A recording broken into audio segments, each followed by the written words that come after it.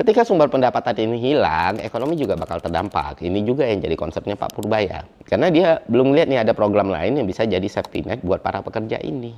Di kuartal 1 tahun 2025 ya, BPS nyatet sektor pengolahan tembakau itu kontraksinya sebesar min 3,77%. Dan ini berbanding terbalik dengan periode sebelumnya yang pertumbuhannya mencapai 7,63%. Salah satu contohnya yang bisa kita lihat lah, rokok gudang garam gitu, sepanjang 2024 laba bersih mereka tuh anjlok 81% dari 5,3 triliun menjadi hanya 981 miliar. Pendapatannya tuh turun 17% dari 119 triliun kalau nggak salah sampai ke 99 triliun. Angka ini menunjukkan bahwa industri tembakau itu tidak berada dalam kondisi yang baik-baik saja. Dan kondisi ini bukan cuma angka di atas kertas, teman-teman. Di Jawa Timur misalnya ada 54.000 buruh rokok yang terancam kehilangan pekerjaannya akibat tekanan regulasi terhadap industri ini. Bayangin di seluruh sektor aja, kita itu lagi ngalamin jumlah PHK terbesar dalam beberapa tahun. Sampai bulan Mei kemarin itu tercatat ada sekitar 26.000 kasus PHK. Bahkan kita berpotensi nyentuh angka 280.000 kasus PHK di tahun ini.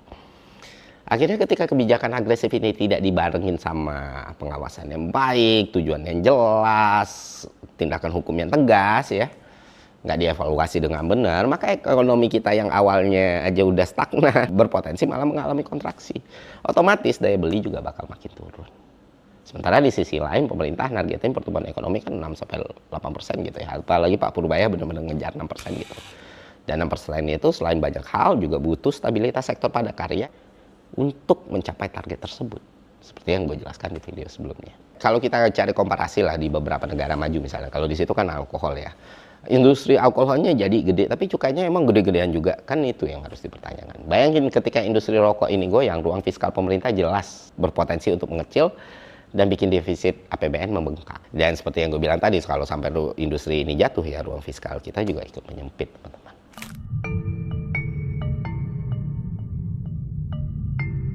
Nah teman-teman, moratorium CHT itu penting karena 3 hal. Pertama, dia bisa ngasih industri jeda buat adaptasi. Kedua, ngurangin potensi PHK massal di tengah target ekonomi 6-8%. Ketiga, menjaga keberlangsungan industri tembakau dan para pekerja di dalamnya. Ibaratnya kebijakan ini tuh kayak ngasih ruang tambahan supaya semua bisa ngikat pinggang lebih kenceng. Yang gak kalah penting, rokok ilegal, Pak.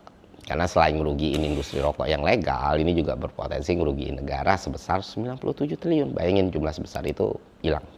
Gitu loh.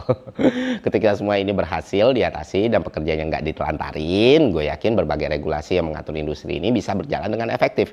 Yang penting kebijakannya tersebut disusun secara adil dan mempertimbangkan dampak secara menyeluruh. Bukan hanya untuk kesehatan, tapi juga untuk keberlangsungan industri dan kesejahteraan para pelaku di dalamnya, termasuk yang paling utama pekerjanya. Kalau kayak sekarang, orang ya bakal lari lagi, substitusi demand gitu. Orang rokok legalnya makin mahal ya orang beralih ke rokok ilegal.